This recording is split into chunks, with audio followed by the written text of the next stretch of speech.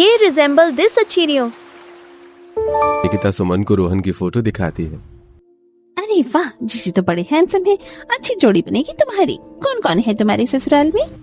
सास ससुर है, रोहन जी है और इनकी 2 बहनें हैं, पर दोनों की शादी हो गई है।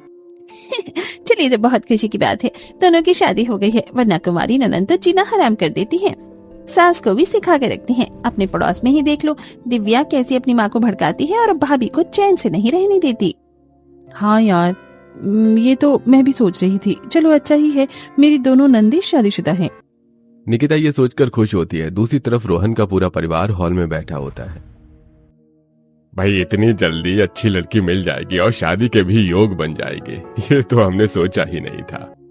हाँ, सही कह रहे हो। बस मैं चाहती हूँ कि जल्द से जल्द शादी हो जाए। मुझसे नहीं संभाली जाती घर की जिम्मेदारी, बस मेरी बहू आकर सब संभाल ले।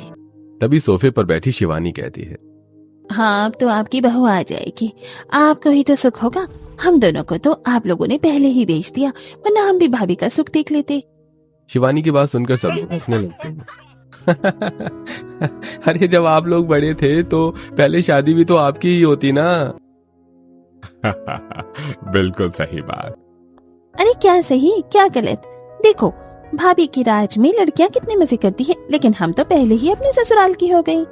सब लोग ऐसे ही बैठकर बातें करते हैं। घर में शादी की तैयारियां शुरू होती हैं और देखते ही देखते दिन बीत जाते हैं। आखिरकार रोहन और निकिता की शादी हो जाती है और आज निकिता का गृह प्रवेश है। तानिया बेटा, आरती की थाली लेकर आओ और चावलों का कलश भी, बहू का गृह प्रवेश करना है। तान्या आरती की थाली और कलश लेकर आती है। भाभी, कलश को गिराकर घर में गृह प्रवेश करो। निकिता पैरों में कलश को गिराकर घर में प्रवेश करती है। अरे भाभी के हाथ और पैरों की झाप तो रह ही गई। तानिया, जरा वो सफेद कपड़ा लेकर आना, मैं तो भूल ही गई थी। शिवानी थोड़ी आलसी है, इसलिए वो खड़ी खड़ी तान्या को ही आदेश दे देती है। तान्या कमरे से सफेद कपड़ा लाती है और निकिता के हाथ और पैरों की छाप लगवाती है।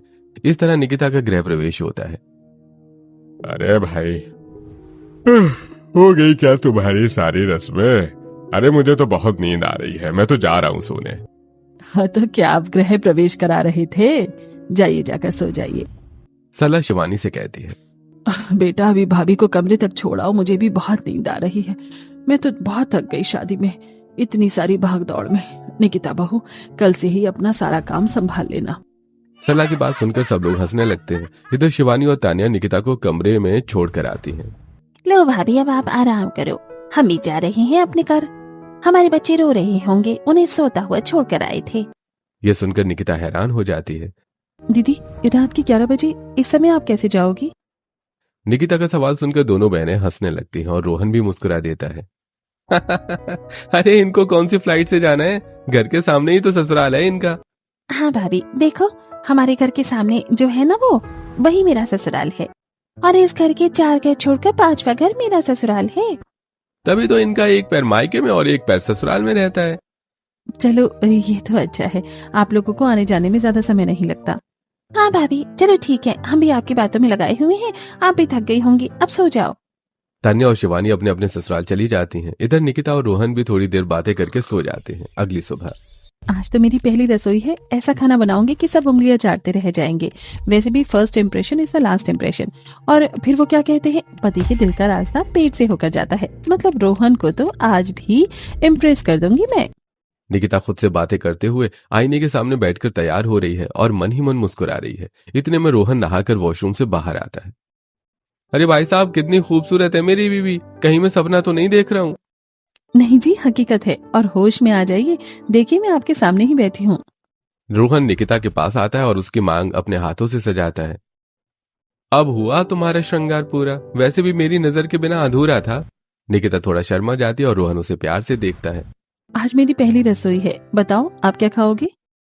अरे, आप जो भी बनाओगी खा लेंगे, आपके हाथ का तो सब अच्छा लगेगा, बस आपके हाथ का बना होना चाहिए। ठीक है, फिर जल्दी से नीचे आ जाइए तैयार होकर। निकिता रेडी होकर अपने कमरे से हॉल में जाती है, जहां सरला और राजेश बैठे बातें कर रहे होते हैं।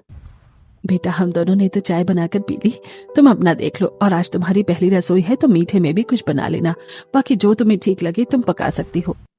इससे पहले कि निकिता कुछ कह पाती, उसकी दोनों नंदों की एंट्री होती है। अरे, हमारे बिना अपनी बहू की पहली रसोई कैसे करा सकती हैं आप? अपनी दोनों बेटियों को देखकर सरला खुश हो जाती है। लो निकिता, तुम पूछ रही थी ना क्या बनाऊं, आ गई तेरी दोनों नंदे खाने की शौकीन। भाई इनसे ही पूछ लो क्या खाना है। भाभी मुझे तो राजमा चावल बहुत पसंद है और मुझे पकौड़े वाली कड़ी। वैसे भी गर्मी के मौसम में कड़ी चावल का स्वाद अलग ही होता है। इस बार बच्चे भी तान्या और शिवानी के साथ आए थे।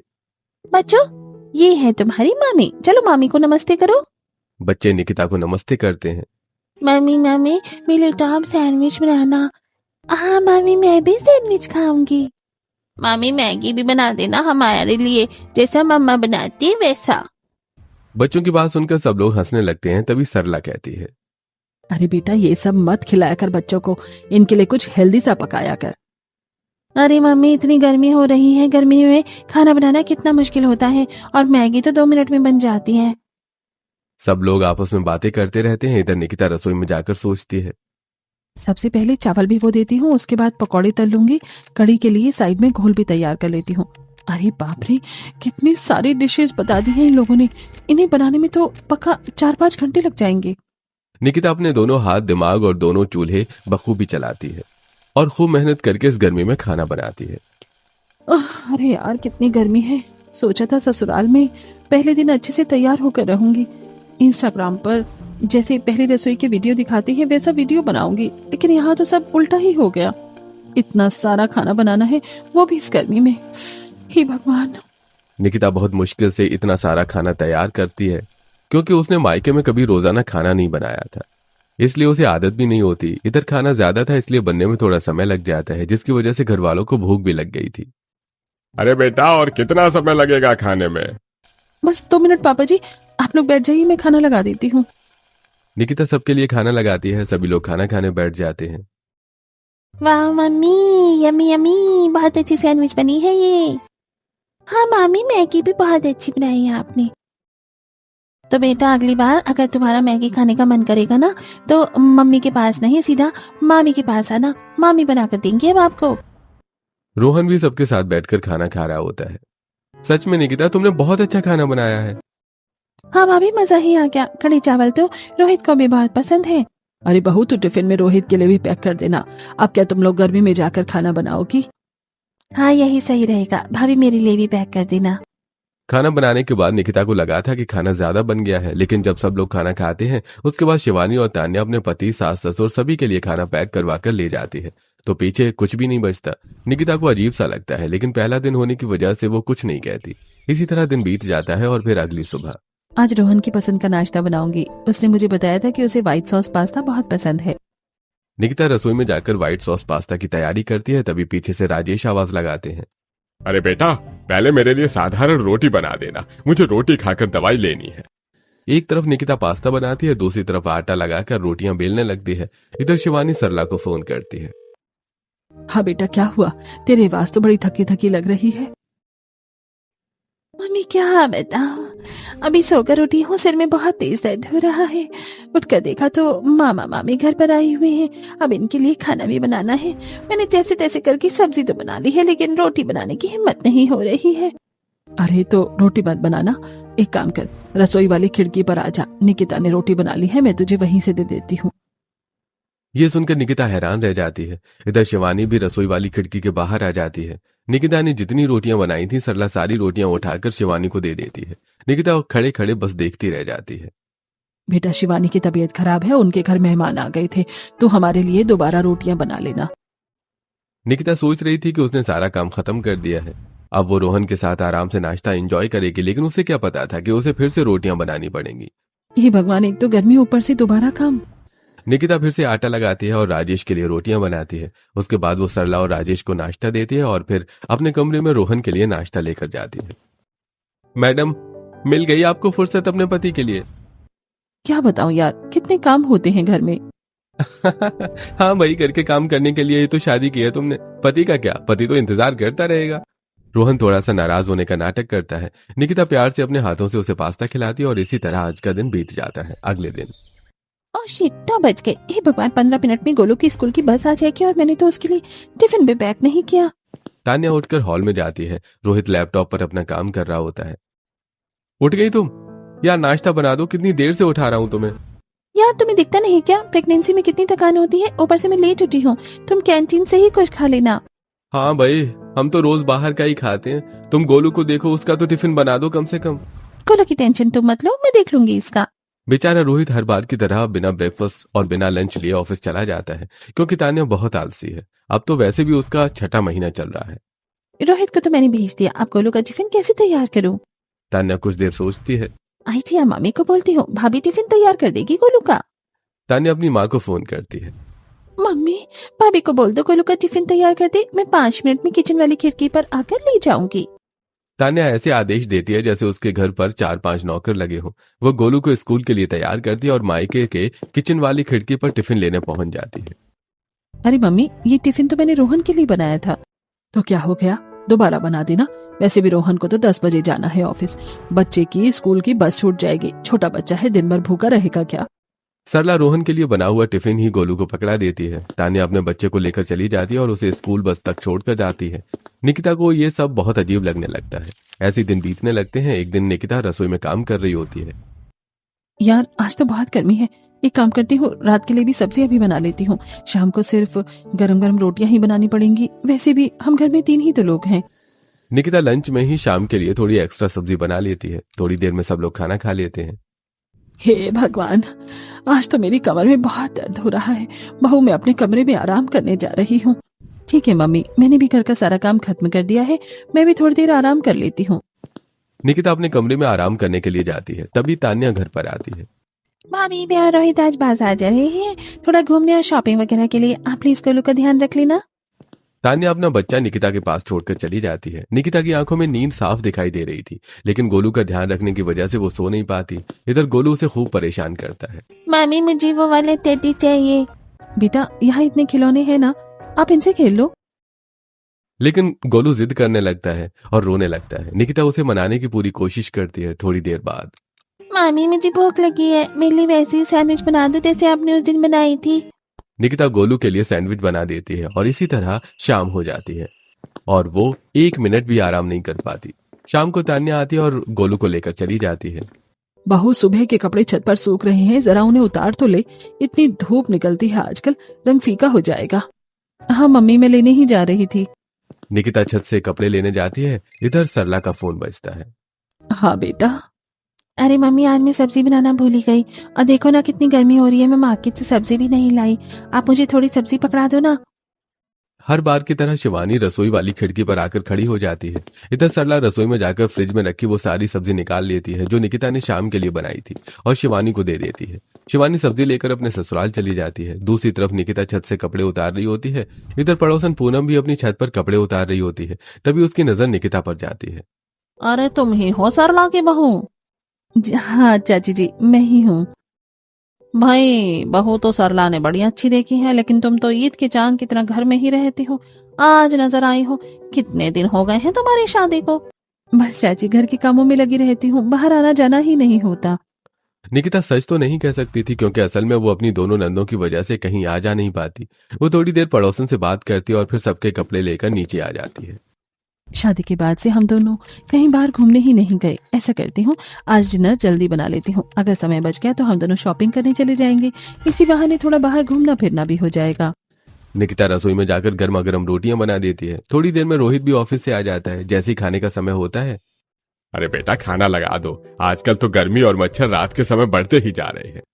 निकिता सबके लिए खाना लगाने लगती है। जैसे ही वो सब्जी लेने के लिए फ्रिज खोलती है, हे भगवान, सब्जी कहाँ गई? सुबह ही तो इतनी सारी सब्जी बनाई थी। निकिता अपनी सास से पूछने वाली होती है, लेकिन फिर उसे समझ आ जाता है कि मम्मी ने जरूर दीदी को सब्जी दे दी होगी। इधर घर वाले डाइनिंग टेबल पर खाने का इंतजार कर रहे होते हैं। अरे क्या हुआ, कहाँ रह गई? जल्दी से लाओ सब्जी, वरना रोटियां भी ठंडी हो जाएंगी। निकिता बाहर आती है। मम्मी, मैंने वो सब्जी डिनर के लिए बनाई थी, आपने सारी दीदी को दे दी। अरे थोड़ी ही तो सब्जी थी, उसे जरूरत थी तो मैंने दे दी, तुम दूसरी बना लेना। लेकिन मम्मी, रात के 9 बज गए हैं। अब ये सब्जी बनाएगी तो हम खाना किस समय खाएंगे? आपको सोचना चाहिए था ना। सब्जी ही दी है, कोई हीरे जवाहरात नहीं दिए है मैंने अपनी बेटी को। अरे सरला, तुम बात को समझ नहीं रही हो। अरे उनका भी घर है, वो अपने घर पर बनाकर खा सकते हैं। तुम इस तरह दोनों लड़कियों को बिगाड़ रही हो। ठीक है, अगली बार अगर वो कुछ मांगेगी तो बोल दूंगी कि तुम्हारे भाई और बाप को पसंद नहीं है, तुम्हारा यहाँ से कुछ भी मांगना। अरे नहीं मम्मी, आप गलत समझ रही हैं। कोई बात नहीं, मैं दूसरी सब्जी बना लेती हूँ। अरे रहने दो, मैं बाहर से ऑर्डर कर रहा हूँ। अब तुम इतनी गर्मी में परेशान मत हो।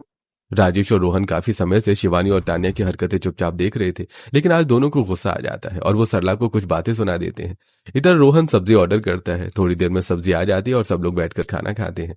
इस ड्रामे की वजह से निकिता जो बाहर जाने का प्लान बना रही थी वो कैंसिल हो जाता है। इसी तरह दिन बीतने लगते हैं और फिर एक दिन शिवानी बहू, तूने कपड़े नहीं धोए क्या? देख तो कितने सारे कपड़े धोने को पड़े हैं। वॉशिंग मशीन में भी कपड़े धोने में आलस आता है क्या तुझे?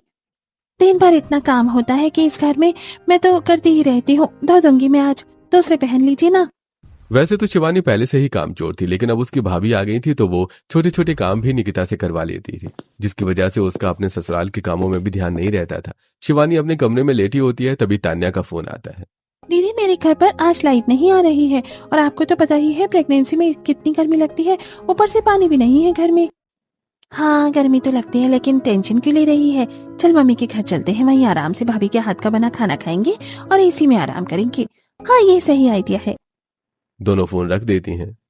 एक काम करती हूँ, सारे कपड़े भी मम्मी के घर ही लेकर जाती हूँ, भाभी वॉशिंग मशीन में धो देंगी। दोनों अपने बच्चों को लेकर माँ के घर आ जाती है। शिवानी अपने साथ गंदे कपड़े भी ले आती है निकिता के धुलवाने के लिए। भाभी देखो, हम आ गए। अरे दीदी बैठो, कैसी हो आप लोग? निकिता दोनों को बड़े आदर से बैठाती है और उनके बच्चों को भी गोद में लेकर प्यार करती है। भाभी हम तो ठीक है, लेकिन गर्मी इतनी ज्यादा हो रही थी कि बस क्या ही बताऊं। कोई बात नहीं बेटा, अभी ठंडा ठंडा मैंगो शेक बनवाती हूँ बहू से, उसे पीकर तुम्हें अच्छा लगेगा।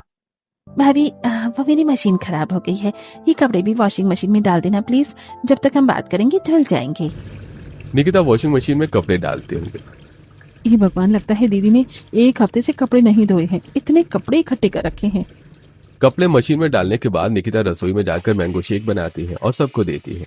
थोड़ी देर में कपड़े भी धुल जाते हैं। निकिता उन्हें निकालकर सुखा देती है। ये भगवान, मैं तो बहुत थक गई, अब थोड़ा आराम कर लेती हूँ।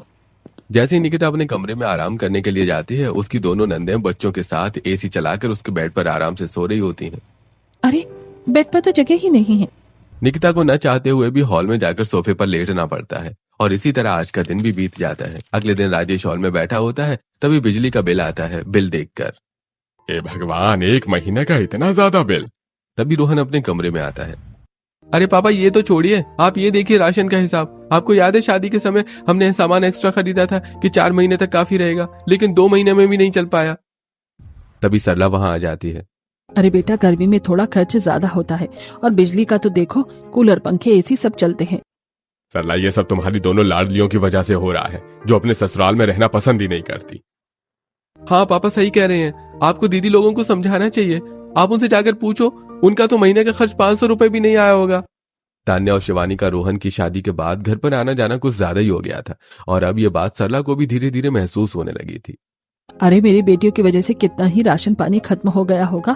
तुम दोनों बाप बेटे तो बस उनसे चिढ़ते ही रहते हो। मना कर दूंगी मैं उनसे, अब नहीं आएंगे तुम्हारे घर। हर बार की तरह सरला मुंह बनाकर अपने कमरे में चली जाती है और ऐसे ही 1-2 दिन बीत जाते हैं। शिवानी, मेरी ब्लैक शर्ट नहीं मिल रही है, कहाँ रखी है? अरे यार, वो तो भाभी ने धोई थी, भाभी की यहाँ ही रखे होंगे, रुको मैं लेकर आती हूँ। तुम कुछ काम खुद से भी कर लिया करो, हर काम के लिए बस भाभी के भरोसे बैठी रहती हो। अरे क्या हो गया, भाभी ने भी तो वॉशिंग मशीन में ही धोए हैं। शिवानी अपने घर से निकलती है और सीधा मायके पहुंच जाती है। वहां से शर्ट लेकर अमित को दे देती है। उसके बाद अमित काम पर चला जाता है। दोपहर में तान्या का फोन आता है। अरे दीदी, दीपिका किटी पार्टी के लिए बुला रही है, क्या कहूँ? करना क्या है, चलेंगे भाई, पर बच्चे को निकिता के पास छोड़कर चले जाएंगे ना। हर बार की तरह दोनों बहनें बन ठन कर किटी पार्टी के लिए तैयार होती हैं और अपने बच्चों को निकिता के पास छोड़कर चली जाती हैं। अरे यार, आज तो मुझे मायके जाना था, लेकिन अब बच्चों को छोड़कर कैसे जाऊं? थोड़ी देर में रोहन घर आता है। अरे हाँ भाई, हो गई तुम तैयार? तैयार तो हो गई थी मतलब? ये देखो। मतलब वो दोनों फिर आई थी? नहीं, दोनों तो आज किटी पार्टी में गई हैं, बच्चे ही मेरे पास हैं। यार इन दोनों ने तो हद कर दी, बिल्कुल भी शर्म नहीं है इन्हें। मेरी बीवी को पूरा दिन नौकरों की तरह काम पर लगाए रखती हैं। आने दो इन्हें, आज बताता हूँ। अरे नहीं, आप कुछ मत कहना। निकिता रोहन को समझा देती है। इसी तरह शाम हो जाती है। तान्या और शिवानी अपने बच्चों को लेकर घर चली जाती हैं। दिन बीतते रहते हैं और फिर एक दिन। भाभी, धानी और विहान का ध्यान रखना, मैं और अमित आज एक दोस्त की वेडिंग एनिवर्सरी में जा रही है, शाम तक वापस आ जाएंगे। आज भी शिवानी अपने दोनों बच्चों को निकिता के भरोसे